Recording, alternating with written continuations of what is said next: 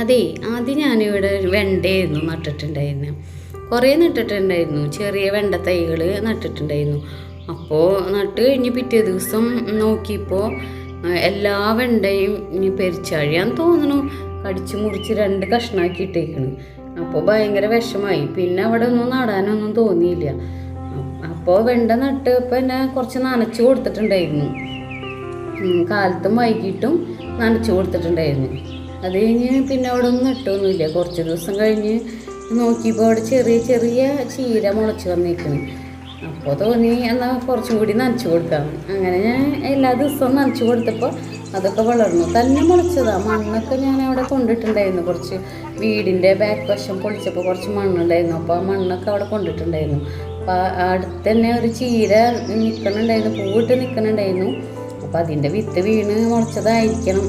അങ്ങനെ ഒരുപാട് ചീര ഇവിടെ മുളച്ച് വന്നു.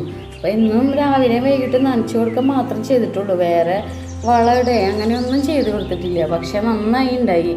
പിന്നെ ഒരു കാര്യം എന്താ വെച്ച് കഴിഞ്ഞാൽ ഇവിടെ ആരും കഴിക്കില്ല. എല്ലാവർക്കും മടിയാണ് ചീര കഴിക്കാനായിട്ട്. ഞാൻ മാത്രമേ കഴിക്കുള്ളൂ. ഞാനും ചേട്ടൻ കുറച്ച് കഴിക്കും. പിന്നെ അങ്ങനെ ആരും പിള്ളേരൊന്നും കഴിക്കില്ല. എത്ര നിർബന്ധിച്ചാലും അവർ കഴിക്കില്ല ചീര.